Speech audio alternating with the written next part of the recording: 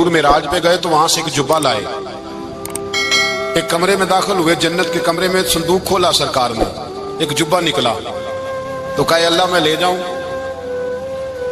تو رب کریم نے فرمایا ابھی مجھے پتا ہے تو لے کے جائے گا پر پہننے کا نہیں، کسی نہ کسی غلام کو دے دے گا۔ کہا مولا وہ تو پھر تیرا فضل ہے۔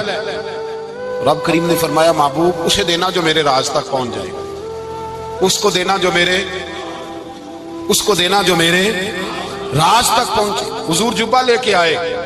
علامہ بہاری علیہ رحمہ لکھتے ہیں کہ نبی پاک صلی اللہ علیہ وسلم نے حضرت ابوبکر صدیق کو بلایا، فرمایا جبہ بڑی برکت والا ہے، اسے پہن کر بڑی برکت ملے گی، اگر میں تجھے دے دوں یہ جبہ، اگر تجھے دے دوں تو کیا کرے گا؟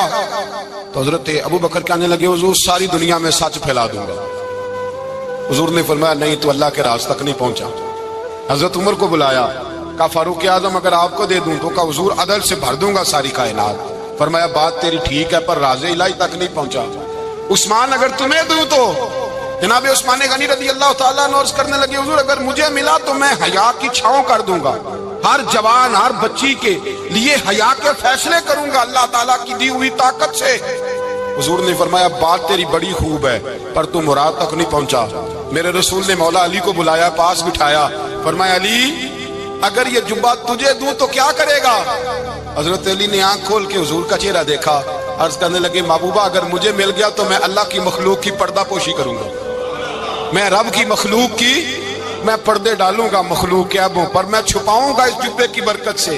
حضور کی آنکھوں میں آنسو آئے، فرمایا تو رب کے راز تک پہنچا ہے، جبہ تیرا ہی بنتا ہے، تو پہنچا ہے اللہ کے راز تک۔ میرے حبیب کریم سید عالم صلی اللہ علیہ وسلم کی خدمت میں کچھ لوگ آئے کہ حضور علی نے سختی کی ہے ہم پر، شیر خدا نے سختی کی ہے، بعض جنگ کے موقع پر کہیں سپہ سالار بنے ہوں گے یا جو معاملہ تھا سختی کی ہے۔ کہتے حضور کی بارگاہ میں لفظ کہے تو نبی پاک ناراض ہو گئے۔ فرمایا تمہیں پتا ہے علی کون ہے؟ حضور کون ہے؟ فرمایا علی منی وانا من العلی، علی مجھ سے ہے میں علی میں سے ہوں، علی مجھ سے ہے اور میں علی میں سے ہوں، تمہیں اس کا پتہ ہے؟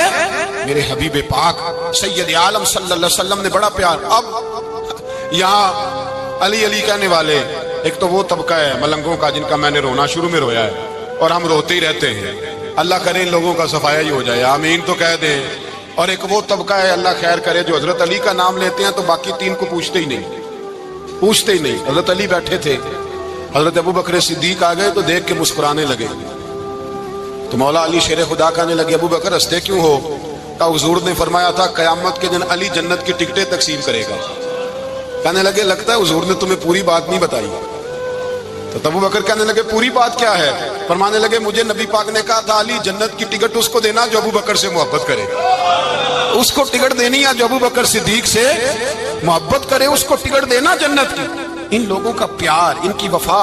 اور پھر عجیب لوگ چکر ہے، لوگ کہتے ہیں حضرت علی کے حق پہ قبضہ ہو گیا، علی کو اتنا کمزور نہ سمجھو، شیر خدا کو اتنا، اگر حسین ابن علی نہیں قبضہ کرنے دیتے یزید جیسے ظالم کو تو علی المرتضیٰ شیر خدا کے سامنے کو ٹک سکتا ہے؟